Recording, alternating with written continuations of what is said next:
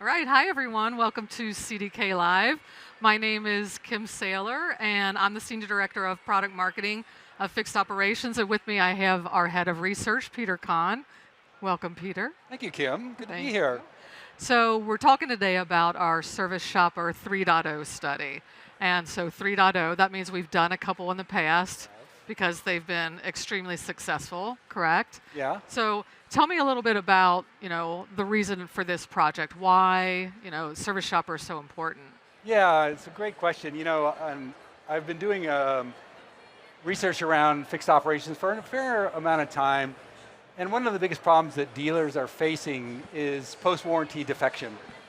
When you look at the numbers, customers, who are under warranty, they typically go to the dealership between 70 and 80% of the time to get their vehicle serviced.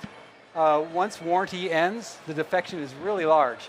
And in fact, what we got from our service shoppers in this latest study is it went from about 75% down to 33%. So there's a lot of defection. And so the question that we want to go after is, what's causing that? Why do post-warranty shoppers stay with the dealership, or why do they leave? What are the reasons for them leaving? And if they leave, where do they go, and what are the reasons for them to go to those channels? And lastly, how do dealers, number one, retain, or two, conquest those shoppers? That's why we've been doing it. It's worked out really great. Yeah, and that's critical for the dealer to understand, their shoppers. Why are they coming in? Why are they not coming in? So based on this study, who was it that you actually did the research on? Who participated in this research? Yeah, so we surveyed about 2,200 shoppers. Oh, wow. These are folks that have had their vehicle serviced in the last 6 months. Didn't matter where they went. And by the way, the channels we look at are dealership, independent repair facility, chain, and mobile mechanic. We've got a good cross-section of gender, income, education, but more importantly, past the demographics, is we want to get into attitudes and behavior. So attitude, which is, how do you think about your vehicle? Do you keep it in pristine condition? Do you do just what you have to keep it going? So we get a bit of that attitude. We get a bit about behavior, again, going back to where they go, but also how many miles they drive, what kind of vehicle they drive, the power plant and all that. So we've got some really great data to, again, understand the questions that we're bringing to this research. So did you find things different this year? Because since this is the third year, what are we seeing new? What are we seeing the same from previous Yeah, there's a years? lot of same, but there's some different. And probably the biggest factor that changed, at least what I saw, was the effect of inflation. Okay. Inflation was really tough on people's pocketbooks. And your car breaks, typically, unless it's an oil change or a tire rotation, you don't have the money to fix that. And so while you may like the dealership and you trust the dealership, it's going to hit your pocketbook. And so there was some defection over to the independents, and that hurt the dealer. So you can see that kind of speed up on defection on the dealer side over to the ISP, and to some extent the chains, but more the ISP. So did we see things that were the same, though? What are those types of things that didn't change from year to year? So inflation affected the changes, but what about the similarities? Sure, and this is really important when we talk about retention, and that is customers like dealerships for a lot of reasons, and I want to talk about what those reasons are. In fact, I normally don't read, but I'm going to read a couple of things what our shoppers told us. And what we do is we want to know what the moment of truth is. We actually ask them to talk about every point in the journey that they went through. And we ask them, what was the moment of truth? What defined a good experience, a great experience, and what defined a terrible experience? So I think this is actually really indicative. Absolutely great experience. They made a video detailing what needs to be worked on and why. The whole experience was great. Making the appointment was super easy.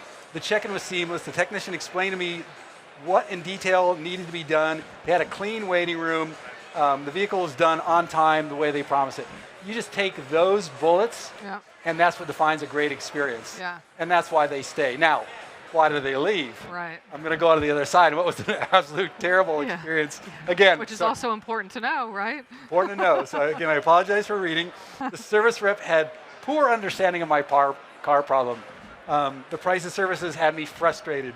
The long wait and the mechanic's indifference and attitude. And so all those things contribute to, I don't care about you. One customer here said, it was an oil change, took 4 hours. The waiting room was dirty, all those things. That's the definition, or what defines that moment of truth between great and terrible. The terrible is going to lead to defection.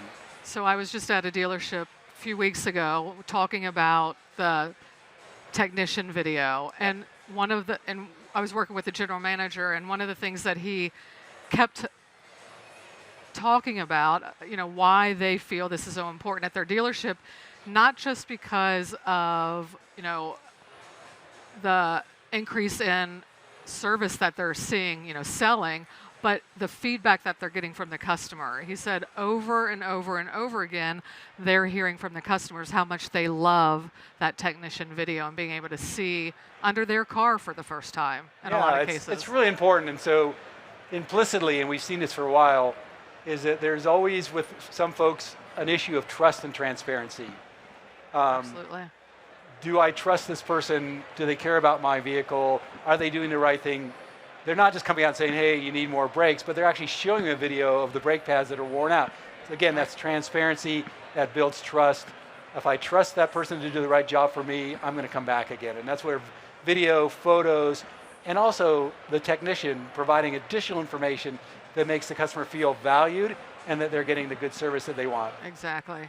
So are there certain features that in this survey you found that customers looked for in the dealership, or that they looked for in their service provider that would lead them to go to that provider? Yeah, here we go.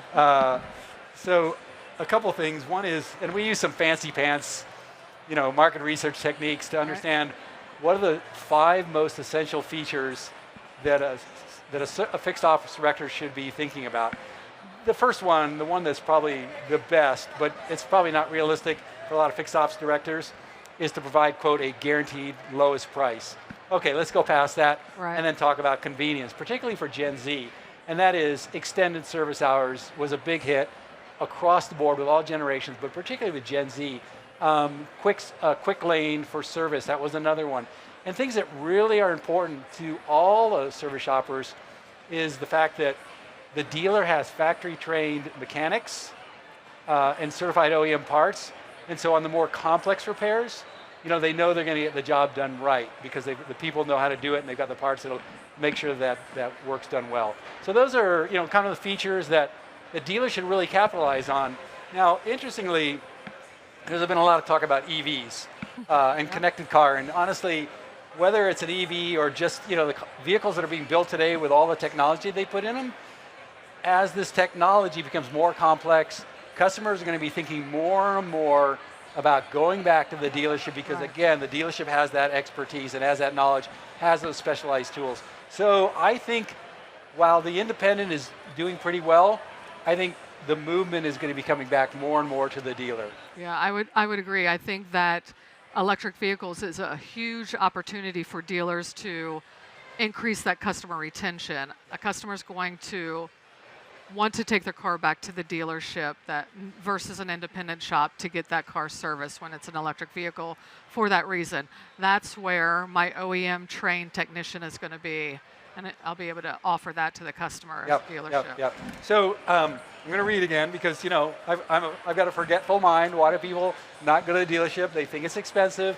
They think it's too far away. They think the dealer puts on more services that are necessary. They're not communicative. The lack of trust, and again, the customer service maybe wasn't that great. Those are the things that turn people off. The things that turn people on and the things that dealers should be thinking about is, again, it starts with that service advisor greeting, knowing who the customer is, doing a thorough inspection, making sure that it's clear as far as what the problem is or why they're there, documenting it, doing an MPI, all that, getting them over to the waiting room, giving a good, honest understanding of how long it's going to take, and hitting that date and informing them along the way the progress of the vehicle, and then delivering it generally with the cost that they estimated at the time of booking. Those are the things that are going to matter, and those are the things that are going to bring back customers. Well, and those are things that we can help the dealership as well, right? So the price, the consistent pricing with our service pricing guides, but also, just the thought that consumers think that they're getting recommended things that aren't real. Doing a technician video, that helps clear that up. If I see that, I need new brake pads, like you mentioned, that's going to help me as a customer believe that that's, it's real, it's my car, and they're showing that to me. Yeah, and the number one reason why dealers do well, again, aside from that expertise, is that relationship. And so all these things that we're bringing in, including some of the new technologies, mobile pay, texting, all these things will continue to build that relationship. And that's, at the end of the day, that's what it's about. Yeah. So, Peter, based on this service shopper study, what would be some takeaways that dealers, can use, based on your research that you found? Yeah. Again, it's that check-in process. It's establishing that connection. It's providing as complete as possible of an estimate about what they think it will cost, how long it will take, making sure the customer feels valued, talking about the vehicle history, so they know my car. Right. Again, as the service goes on, providing videos, providing information from the technician, and then again, your vehicle is going to be ready and making it easy to pay. Some of the other features also, and some dealers are doing this again to overcome some of the convenience factors, vehicle pickup and drop off, those types of things. In some cases, some people are doing mobile mechanic. We got some information there, but honestly, coming to the dealership and going through that whole experience is really what wins the day. Well, so thank you for going through this research with us. I mean, to me, this is our third service shopper study, and it continues to be incredibly valuable. So thanks for talking to me about it and sharing the details that you found. Yeah, and thanks for the opportunity. Sure. Thank you, everybody. Thank you.